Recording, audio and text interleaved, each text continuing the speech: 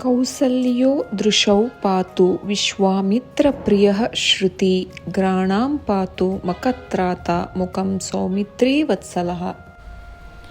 ಓಂ ನಮೋ ಭಗವತೆ ರಾಮಚಂದ್ರಾಯ. ಓಂ ನಮೋ ಭಗವತೆ ರಾಮಚಂದ್ರಾಯ. ಓಂ ನಮೋ ಭಗವತೆ ರಾಮಚಂದ್ರಾಯ. ಹರೇ ಕೃಷ್ಣ. ಈಗಾಗಲೇ ಸ್ವಯಂವರ ಹೇಗೆ ನಡೀತು ಅನ್ನೋದರ ಬಗ್ಗೆ ಹೇಳಿದ್ದೆ. ಸೀತೆ ವರಮಾಲೆಯನ್ನು ತೆಗೆದುಕೊಂಡು ಶ್ರೀರಾಮನ ಹತ್ರ ಬರ್ತಾಳೆ. ಶ್ರೀರಾಮ ನಿಜವಾಗ್ಲೂ ಈ ಒಂದು ಘಟನೆಗೆ ಅವನು ಸಿದ್ಧನಾಗಿರಲಿಲ್ಲ. ಅದು ಅವನಿಗೆ ತೀರಾ ಒಂದು ಅನಿರೀಕ್ಷಿತವಾದಂತೆ ಅನಿಸ್ತು ಅವನಿಗೆ. ಆದ್ದರಿಂದ ಅವನು ಸ್ವಲ್ಪ ಹಿಂದು ಮುಂದೆ ನೋಡ್ತಿದ್ದ ಸಂದರ್ಭದಲ್ಲಿ ಲಕ್ಷ್ಮಣ ಪರಿಸ್ಥಿತಿಯನ್ನು ಅರಿತು ರಾಮನ ಪಾದಕ್ಕೆ ನಮಸ್ಕರಿಸಲಿಕ್ಕೆ ಬಾಗ್ತಾನೆ. ಅದು ಸರ್ವೇ ಸಾಮಾನ್ಯವಾಗಿ ಲಕ್ಷ್ಮಣ ಹಾಗೆ ಮಾಡುವಾಗ ಶ್ರೀರಾಮ ಅವನಿಗೆ ಆಶೀರ್ವಾದ ಮಾಡುವಂಗೆ ಬಗ್ಗೋದು ಅಂಥದ್ದು ಒಂದು ವಿಷಯ. ಹಾಗೆ ಆವಾಗ ಶ್ರೀರಾಮ ಬಗ್ಗುತ್ತಾನೆ, ಸೀತೆ ಅವನಿಗೆ ವರಮಾಲೆಯನ್ನು ಹಾಕ್ತಾಳೆ. ಈಗಾಗಲೇ ಜನಕ ಮಹಾರಾಜನಿಗೆ ಶ್ರೀರಾಮಚಂದ್ರ ಯಾರ ಮಗ, ಎಲ್ಲಿ ಅವನು ಎಲ್ಲವನ್ನ ವಿಶ್ವಾಮಿತ್ರನಿಂದ ಅವರು ಈಗಾಗಲೇ ತಿಳಿದುಕೊಂಡಿರ್ತಾರೆ. ಅವರಿಗೆ ತುಂಬ ಸಂತೋಷ ಆಗಿತ್ತು. ಯಾಕಂದರೆ ಅವನು ದಶರಥ ಮಹಾರಾಜನ ಮಗ ಅಂತ. ದಶರಥ ಮಹಾರಾಜ ಯಾವಾಗ ಈ ಯಾಗವನ್ನು ಮಾಡಿದ್ರಲ್ಲ, ಪುತ್ರ ಕಾಮೇಷ್ಟಿ ಯಾಗವನ್ನು, ಆ ಯಾಗಕ್ಕೆ ಈಗ ಜನಕ ಮಹಾರಾಜರು ಕೂಡ ಹೋಗಿದ್ದರು, ಅದರಲ್ಲಿ ಭಾಗವಹಿಸಿದ್ರು ಕೂಡ. ಆದ್ದರಿಂದ ಈ ಎರಡು ತುಂಬ ಯೋಗ್ಯವಾದ ಸಂಬಂಧ ಇದಾಗಿತ್ತು. ಜನಕ ಮಹಾರಾಜ ಕೂಡ ಸಾಧಾರಣದ ವ್ಯಕ್ತಿಯಾಗಿರಲಿಲ್ಲ. ಅವರು ಆವಾಗೆಲ್ಲ ಅನೇಕ ರಾಜರುಗಳು ಕೂಡ ಹೆಸರಿಗೆ ರಾಜ ಆಗಿದ್ರೂ ತುಂಬ ಧಾರ್ಮಿಕ ಜೀವನವನ್ನು ನಡೆಸುವಂತಾಗಿ ಒಂದು ರೀತಿಯಲ್ಲಿ ರಾಜ ಋಷಿಗಳು ಅಂತ ಅನ್ನುವಂಥ ಹೆಸರನ್ನು ಪಡೆದುಕೊಂಡಿದ್ದವರಾಗಿದ್ದರು. ಅದರಲ್ಲಿ ಈ ಜನಕ ಮಹಾರಾಜ ಕೂಡ ಒಬ್ಬರು. ಒಂಥರ ನಿರ್ಲಿಪ್ತತೆಯಿಂದ ಅವರು ರಾಜ್ಯಭಾರವನ್ನು ನಡೆಸ್ತಿದ್ದರು. ಆದರೆ ಆಧ್ಯಾತ್ಮಿಕದ ತುಂಬ ತತ್ವಗಳನ್ನು ಅವರು ಜೀವನದಲ್ಲಿ ಅಳವಡಿಸಿಕೊಂಡು ಅನೇಕ ಯೋಗಿಗಳು, ಸಾಧು ಸಂತರುಗಳು ಇವರ ಬಳಿ ಶಿಕ್ಷಣಕ್ಕೆ ಬರ್ತಿದ್ರು. ಆ ರೀತಿಯ ಜ್ಞಾನವನ್ನು ಜನಕ ಮಹಾರಾಜ ಪಡೆದುಕೊಂಡಿದ್ದು ಇವತ್ತು ಅವರು ಮಹಾಜನರಲ್ಲಿ ಕೂಡ ಒಬ್ಬರಾಗಿರುವಂಥ ಶ್ರೇಷ್ಠ ವ್ಯಕ್ತಿ ಜನಕ ಮಹಾರಾಜ. ಆದ್ದರಿಂದ ಎರಡೂ ಕಡೆನೂ ತುಂಬ ಒಳ್ಳೆಯ ಒಂದು ಸಂಬಂಧ ಇದಾಗಿತ್ತು.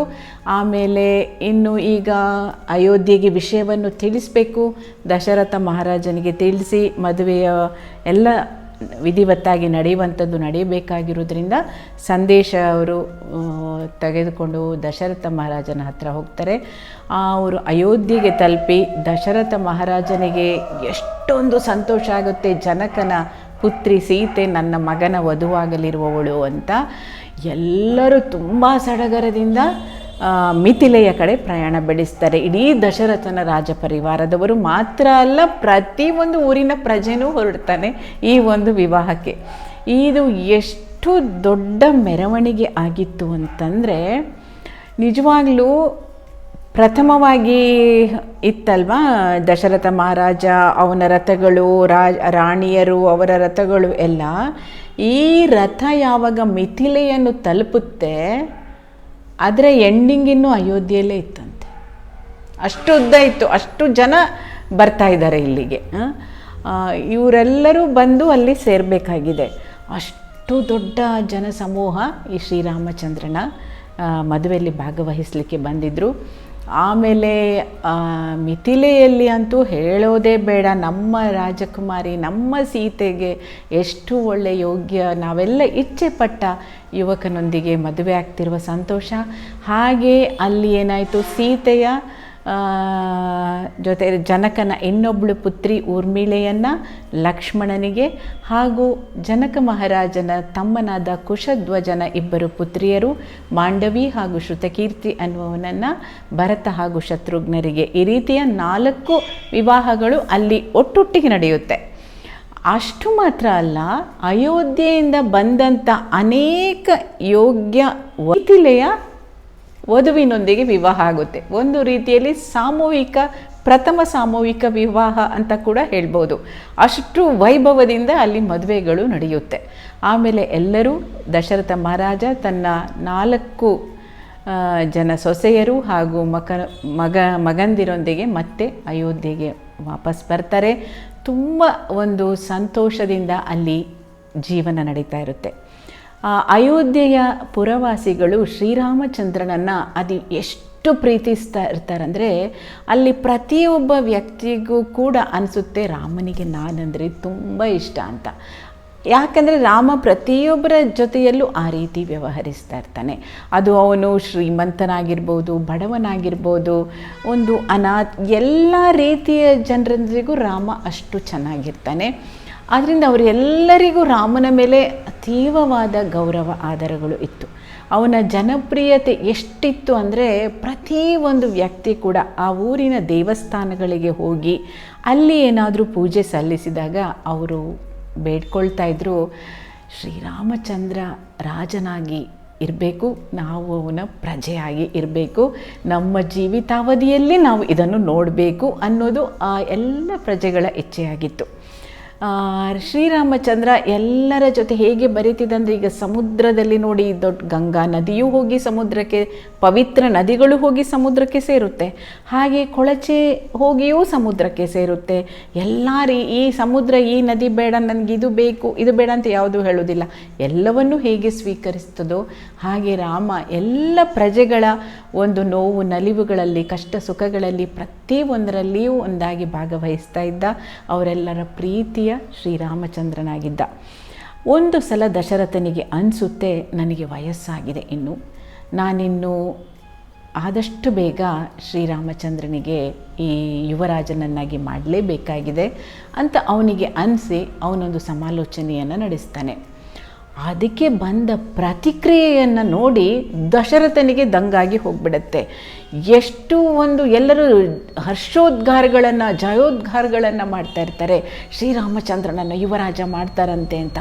ದಶರಥನಿಗೆ ಒಂದು ಸಲ ಅನಿಸ್ಬಿಡುತ್ತೆ, ನಾನೇನಾದರೂ ನಿಮಗೆ ಅಷ್ಟು ಕೆಟ್ಟ ರಾಜನಾಗಿ ನಡೆದುಕೊಂಡಿದ್ದೀನಾ, ನನ್ನಿಂದ ಏನಾದರೂ ಅಪರಾಧ ಆಗಿದೆಯಾ ಅಂತ ಅನ್ನೋ ರೀತಿಯಲ್ಲಿ ಅವನು ಕೇಳ್ತಾನೆ. ಇಲ್ಲ ಮಹಾರಾಜ, ಖಂಡಿತ ಅಲ್ಲ, ನಮಗೆ ಯಾರಿಗೂ ಅಂಥ ಉದ್ದೇಶ ಇಲ್ಲ. ನಮಗೆ ನೀವು ಅತ್ಯಂತ ಒಳ್ಳೆಯ ರಾಜನಾಗಿ ರಾಜ್ಯವನ್ನು ನಡೆಸ್ತಾ ಇದ್ದೀರಾ, ಆದರೆ ನಮಗೆಲ್ಲರಿಗೂ ನಮ್ಮ ಶ್ರೀರಾಮಚಂದ್ರ ರಾಜನಾಗಿ ಅವನ ಆಳ್ವಿಕೆಯಲ್ಲಿ ನಾವು ಪ್ರಜೆಗಳಾಗಿ ಇರಬೇಕು ಅನ್ನೋದು ನಮಗೊಂದು ತುಂಬ ಇಚ್ಛೆ ಅಂತ ಅವರು ತಮ್ಮ ಮನದ ಇಂಗಿತವನ್ನು ಮಹಾರಾಜನ ಹತ್ರ ಹೇಳ್ತಾರೆ. ಹಾಗೂ ದಶರಥ ಮಹಾರಾಜನಿಗೆ ಇದು ಕೂಡ ತುಂಬ ಸಂತೋಷ ಆಗುತ್ತೆ.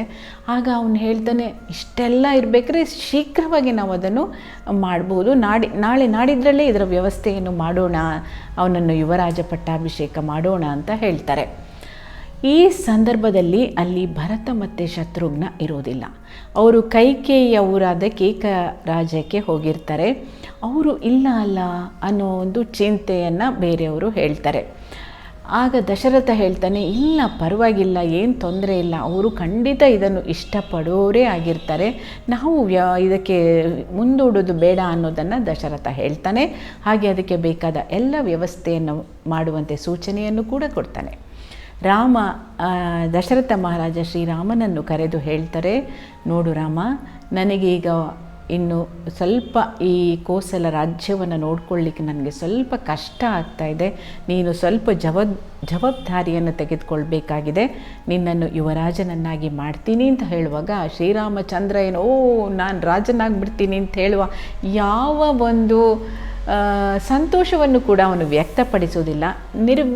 ನಿರ್ಲಿಪ್ತವಾಗಿ ಸರಿ ಅಂತ ಅವನು ಒಪ್ಕೊಳ್ತಾನೆ. ಅಂದರೆ ಈಗ ನಾವು ಬೇರೆಯವರಿಗೆ ಹೇಳ್ತೀವಲ್ಲ, ಇದೊಂದು ಹೋಗಿ ತಗೊಂಡು ಬರ್ತೀಯಾ, ನಾನು ಮಾಡೋದ್ರಿಂದ ಅವರಿಗೆ ಸಹಾಯ ಆಗತ್ತೆ ಅಲ್ವಾ, ಆ ರೀತಿಯ ಒಂದು ಮನೋಭಾವದಲ್ಲೇ ಅವನಿರ್ತಾನೆ ಹೊರತು ನಾನೊಂದು ರಾಜನಾಗಿ ಎಲ್ಲರೂ ಈ ಎಲ್ಲ ಐಷಾರಾಮದ ಒಂದು ಬದುಕನ್ನು, ಅಧಿಕಾರವನ್ನು ನಾನು ಅನುಭವಿಸಬಲ್ಲೆ ಅನ್ನುವಂಥ ಯಾವುದೇ ಒಂದು ಭಾವವನ್ನು ಅವನು ವ್ಯಕ್ತಪಡಿಸುವುದಿಲ್ಲ. ಅಲ್ಲಿಂದ ಶ್ರೀರಾಮಚಂದ್ರ ಕೌಸಲ್ಯ ದೇವಿಯ ಹತ್ರ ಬರ್ತಾನೆ. ಅಲ್ಲಿ ಬಂದು ತಂದೆ ತನಗೆ ನೀಡಿರುವಂತಹ ಈ ಒಂದು ಜವಾಬ್ದಾರಿಯನ್ನು ಕೌಸಲ್ಯ ಹತ್ರ ಹೇಳ್ತಾನೆ. ಕೌಸಲ್ಯಗೆ ತುಂಬ ಸಂತೋಷ ಆಗುತ್ತೆ. ತನ್ನ ಮಗ ಯುವರಾಜ ಆಗ್ತಾ ಇರುವ ಒಂದು ಸಂದರ್ಭ ಇದು. ಆಗ ಶ್ರೀರಾಮಚಂದ್ರ ಹೇಳ್ತಾನೆ, ಈ ಒಂದು ಜವಾಬ್ದಾರಿಯನ್ನು ಸಮರ್ಪಕವಾಗಿ ನಿರ್ವಹಿಸುವಂತೆ ನೀನು ಸಂಪೂರ್ಣವಾಗಿ ಆಶೀರ್ವಾದ ಮಾಡು ಅಂತ ಹೇಳಿ ತಾಯಿಯ ಪಾದಗಳಿಗೆ ಅವನು ನಮಸ್ಕರಿಸ್ತಾನೆ. ಎಷ್ಟು ಸಂತೋಷ ಆಗ್ಬೋದು ಕೌಸಲ್ಯಗೆ ಅಲ್ವಾ. ಹೀಗೆ ಇದೆಲ್ಲ ಘಟನೆಗಳು ನಡೀತಿರುವಾಗ ಕೌಸಲ್ಯ ಏನು ಮಾಡ್ತಾಳೆ, ಅಲ್ಲಿಯ ಇಷ್ಟೊಂದು ಸಂತೋಷದ ಸುದ್ದಿ ಅಲ್ವಾ, ಅವಳ ಅರಮನೆಯ ಮುಂದೆ ಅನೇಕ ಬ್ರಾಹ್ಮಣರನ್ನು ಎಲ್ಲ ಕರೆಸಿ ಅವರಿಗೆ ಯಥೇಚ್ಛವಾಗಿ ಗೋವುಗಳನ್ನು ಆಭರಣಗಳನ್ನೆಲ್ಲ ದಾನವನ್ನು ನಡೆಸ್ತಾ ಇರ್ತಾಳೆ, ಹೋಮಗಳನ್ನ ಮಾಡ್ತಾ ಇರ್ತಾಳೆ. ಇಲ್ಲಿ ಕೈಕೇಯಿಯ ಅರಮನೆಯಲ್ಲಿ ಮಂಥರೆ, ಕೈಕೇಯಿಯ ಸಹಾಯಕಿ ಅವಳು ಮನೆಯ ಮಹಡಿಯ ಮೇಲೆ ನಿಂತಿರ್ತಾಳೆ. ಏನಿದು ಇಲ್ಲಿ ನಡೀತಾ ಇರೋದು, ಕೌಸಲ್ಯ ಮನೆಯ ಮುಂದೆ ಇಷ್ಟೊಂದು ಜನ, ಇಷ್ಟೊಂದು ಸಡಗರ ಕಾಣಿಸ್ತಿದೆಯಲ್ಲ ಅಂತ ಅವಳಿಗೆ ಆಶ್ಚರ್ಯ ಆಗುತ್ತೆ. ಅವಳು ಅದನ್ನು ತಿಳ್ಕೊಳ್ತಾಳೆ. ಅವಳಿಗೆ ಗೊತ್ತಾಗುತ್ತೆ ರಾಮಚಂದ್ರನಿಗೆ ಪಟ್ಟಾಭಿಷೇಕ ನಡೀತಾ ಇದೆ ಅಂತ. ಅವಳಿಗೆ ಅದನ್ನು ಸಹಿಸೋಕ್ಕೆ ಆಗಲ್ಲ.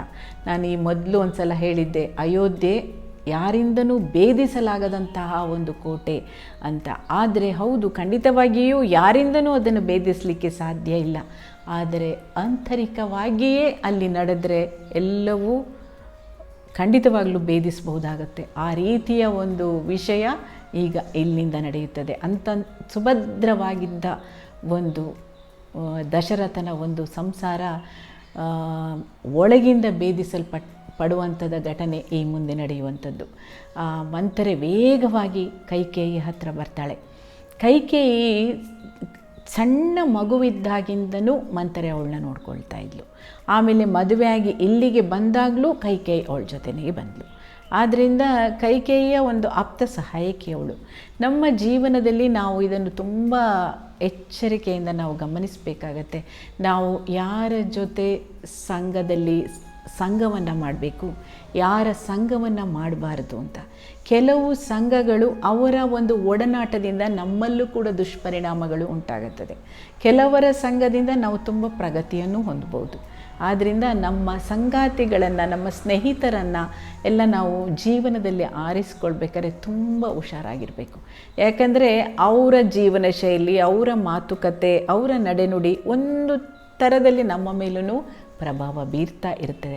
ಆ ರೀತಿ ಕೈಕೇಯಿಯ ಜೀವನದಲ್ಲೂ ಕೂಡ ನಡೀತದೆ ಇದು.